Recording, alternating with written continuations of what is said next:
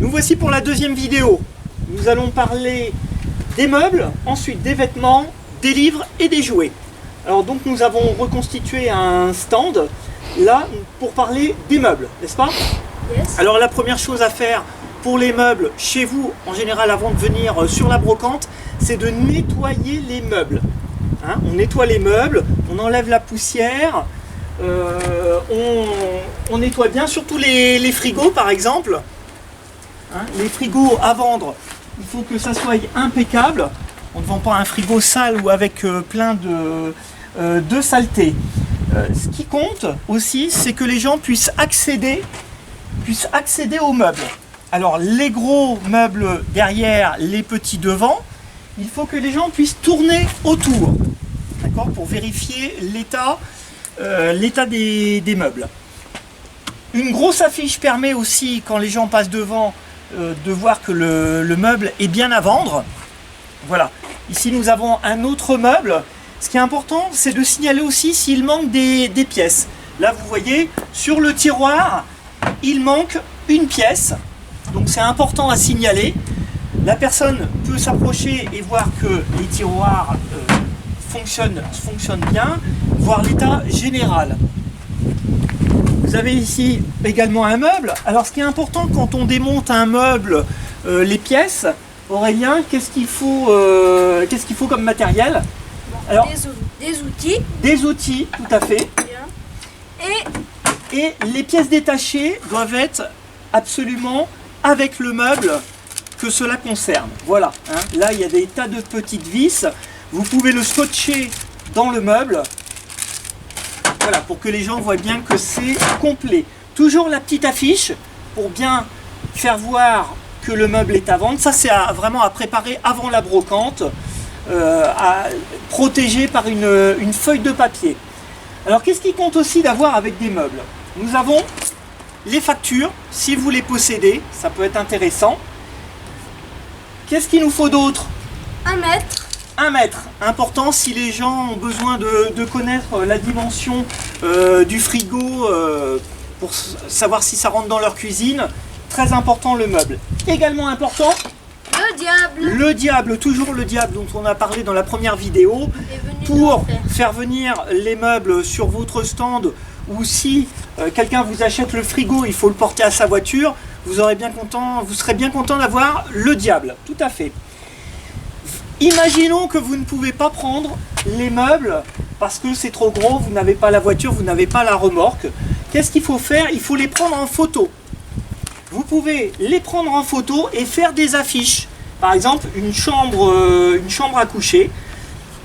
Donc vous mettez la photo, l'affiche, le prix.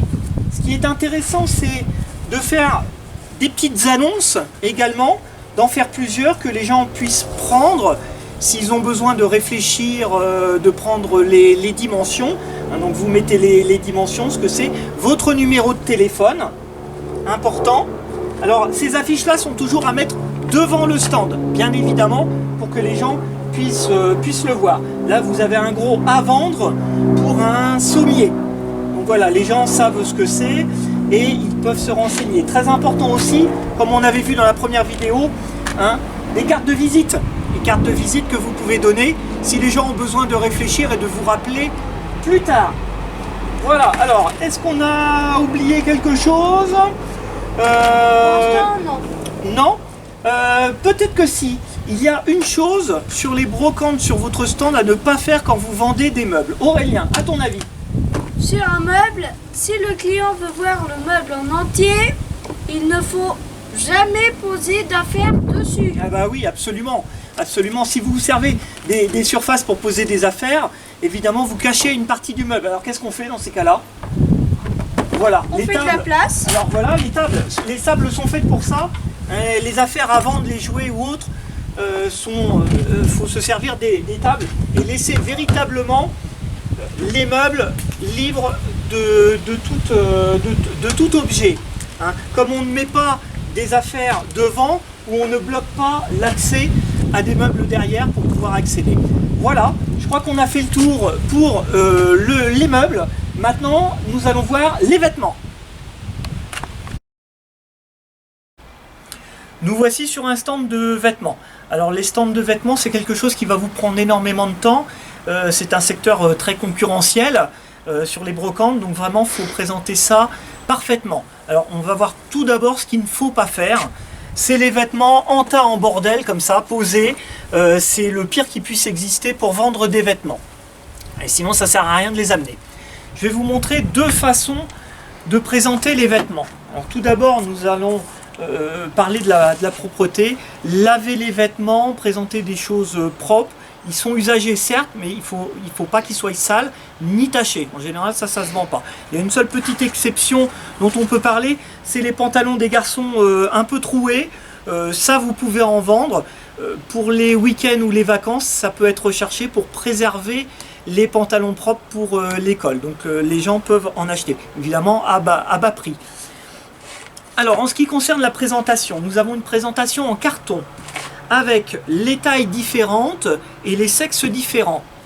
Ça permet aux gens d'aller directement sur ce dont ils sont intéressés. Il faut un affichage bien sûr, essayez de garder de la place devant pour que les personnes puissent trier les vêtements. N'hésitez pas à les renseigner, comme vous savez ce que vous avez, vous pouvez les diriger plus facilement sur tel ou tel vêtement. Gardez votre stand en bas libre de tout accès. N'oubliez pas que les gens sont en poussette, en landau et ont besoin de place pour arriver. Donc à part mettre des chaussures, mais évitez d'encombrer le devant. Donc voilà pour les stands en carton. Vous avez la deuxième présentation qui consiste à sortir les vêtements des cartons. Là, les clients voient tout de suite de quoi il s'agit. Toujours le même affichage, le sexe, la taille. Et voilà. Alors par contre, vous allez devoir énormément replier, bouger les vêtements. N'hésitez pas à prévoir carton et plastique pour les gens une fois qu'ils ont acheté les affaires. Donc là ici j'ai d'autres affiches que j'ai préparées, donc j'ai pas eu besoin. Donc tout ça c'est à préparer avant la brocante. Alors vous avez les vêtements également adultes. Pour les vêtements adultes, n'hésitez pas à prévoir la patère avec les cintres, un prix marqué dessus. Évidemment pensez à prendre l'outillage pour monter la patère, parce que dans la voiture vous allez la démonter bien évidemment. Attention également, les patères sont des objets d'intérieur et en brocante le moindre coup de vent peut les faire chuter, donc attention. Voilà, je crois que du point de vue vêtements nous avons tout dit. Nous nous retrouvons pour le stand des livres. Merci. Nous voici sur le stand de livres. Alors le livre est l'objet le plus malmené de toutes les brocantes. Pourquoi? Voilà ce qu'on voit le plus couramment sur les stands. Des caisses souvent planquées, serrées à l'envers, des gros tas, les gens n'y croient pas. Donc ça fait que c'est du grand n'importe quoi. Alors des fois on a du mal à les prendre, à les chercher. Pour aller chercher les livres en dessous, c'est tout un bazar. Voilà la présentation absolument qu'il ne faut pas faire pour les livres. Il faut savoir que les livres sont très recherchés, mais à condition de bien les préparer et de les exposer. Alors je vais vous montrer comment ça se passe pour vendre plein de livres. Vous pouvez les mettre en caisse, en carton. Ce qui compte, c'est qu'ils soient à l'endroit, qu'on voit bien les titres, surtout ne pas les serrer. Il faut, vous voyez, que d'un doigt on puisse les prendre, les examiner et pouvoir les reposer facilement. Donc d'un seul coup d'œil, on voit les titres, l'auteur, ça c'est nickel. Une autre présentation, que ce soit en caisse ou autre, ça prend un peu plus de place, mais là ils sont debout et c'est pareil, on les voit très bien. Les clients peuvent les prendre facilement, les examiner et les remettre. Si vous faites des piles, ne faites pas de trop grosses piles. Là vous voyez c'est parfait. En plus c'est la même collection. Les gens peuvent les prendre et voir ceux du dessous. Si vous faites une grosse pile de 30 livres, c'est impossible à regarder. Donc à éviter. Ça, voilà, vous voyez, dans le bon sens de lecture. Vous avez aussi la possibilité de les étaler comme ça. Alors en les chevauchant, ça ne pose pas de problème. Du moment que vous n'avez rien devant le stand qui puisse permettre que le client accède au dernier livre, hein, et vous les aidez évidemment à les remettre au besoin. Là, ils sont totalement étalés. Alors, je vous montre immédiatement la chose à ne pas faire également, c'est de coller les prix, les étiquettes sur les couvertures.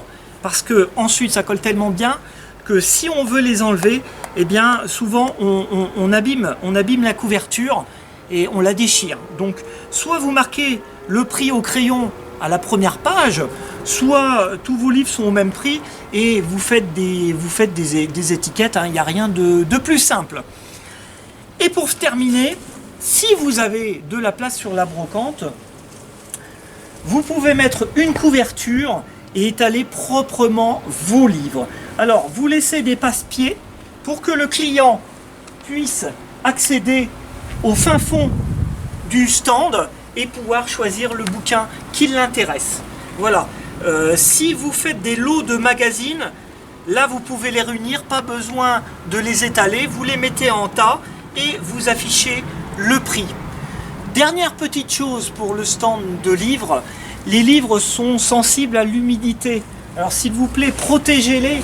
Hein, si vous êtes de brocante le matin et qu'il y a de l'humidité, alors soit vous préparez votre stand et vous le protégez un petit peu avec une bâche plastique transparente pour que les gens puissent voir de quoi il s'agit. Bâche que vous retirerez après quand il fait un peu plus beau. Soit vous attendez que le soleil se lève et vous installez ce stand en dernier. Donc protégez vos livres de l'humidité, c'est important. Voilà, sur le stand des livres, on a à peu près tout dit. Nous allons nous retrouver pour la dernière partie, le stand des jouets. A tout de suite. Nous voici sur un stand de jouets. Alors, qu'est-ce qu'on peut dire sur les jouets, Aurélien? Donc, on peut dire que si nous avons des Playmobil ou des Lego, peu importe, les plus grands derrière et les plus petits devant. Voilà, ça peut être valable aussi pour des jouets en bois, enfin pour toutes sortes de jouets évidemment. Quand vous avez des jouets différents, je vous conseille quand même d'afficher les prix pour que ça soit clair dès le début. Là, ce n'est pas le cas. Évidemment, les jouets doivent être propres et complets.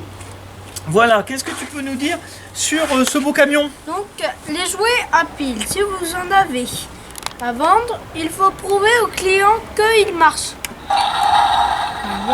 Ça marche.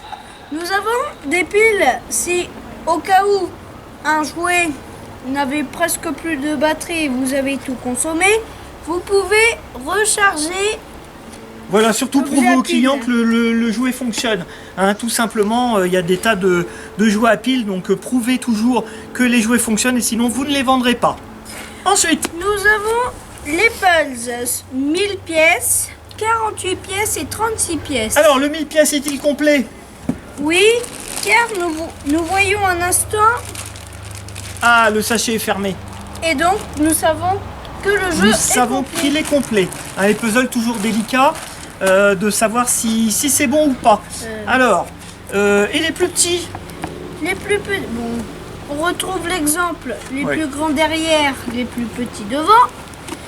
Alors, pour un 48 pièces, enfin... Alors là, il y en a deux de 48 pièces. Comment on prouve qu'ils sont complets? Eh bien, tout simplement, vous les faisiez, ils rentrent dans la boîte ou pas. Donc, on prouve Il est complet. que le complet, on le premier voit. est complet. Et le deuxième, ça on ne sait pas, mais on affirme qu'il est complet. Enfin, Voilà, il suffit de compter les pièces. Hein, 48 pièces, ça peut se compter. Tout comme 36 pièces d'ailleurs à côté. Alors celui-là, il est monté. mais et, un petit peu gros, donc nous l'avons coupé en deux parties. Voilà, il est coupé en deux parties, mais Donc, alors là, il y a des pièces qui se sont détachées, mais il est en deux parties. On peut prouver très facilement qu'il est complet. Donc les puzzles, très faciles à vendre quand on peut savoir qu'il est complet. Le devant du stand, évidemment, doit être le plus libre possible. Vous pouvez mettre un petit peu d'affaires, mais il faut vraiment que les clients, quand ils arrivent, ils puissent prendre les affaires qui sont au fond de la table, hein, très important. Alors, nous avons également les jeux de société. Il n'y a pas un petit problème là, sur les jeux de société? Je dirais non, mais cette tour est un petit peu trop haute. La tour est trop haute, alors c'est dommage Alors, parce que si c'est bien présenté, on a tous les noms vraiment qu'on voit devant, mais Mais alors, si le client demande par exemple ce dernier, jeu-là, voilà. ce jeu-là, voilà, et tout, c'est compliqué. Qu'est-ce qu'il Alors, faut faire? le couper en 2 parties. Alors, il faut mieux faire des petits tas, hein. N'hésitez pas à faire des petits tas. Voilà, comme ça c'est suffisant. Vous voyez, le client demande le dernier jeu, et ben on peut y accéder très facilement.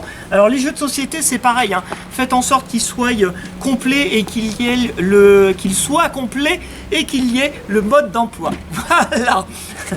Alors nous allons passer à la caisse à bazar. Bric-à-brac. Le bric-à-brac. Tiens, abaisse-toi, t'es trop grand là. Non. Hein? La caisse à bazar. Alors la caisse à bazar, Alors, la c'est bien, caisse à bazar, c'est bien oui. gentil, mais c'est très difficile à vendre. Alors, vous pouvez les garder une petite place de libre pour mettre ces mignons jouets sur le rebord et au fur et à mesure qu'ils se font prendre, vous reprenez un objet, vous le mettez et ainsi de suite. Voilà, tout simplement.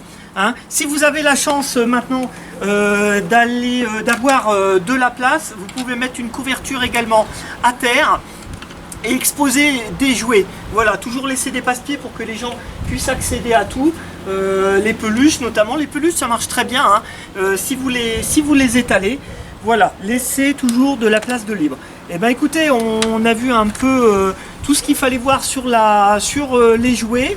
Cette deuxième vidéo se termine. Dans la troisième vidéo, nous verrons le reste, les DVD, les vinyles, les timbres, les bijoux et la vaisselle. Merci, à tout à l'heure.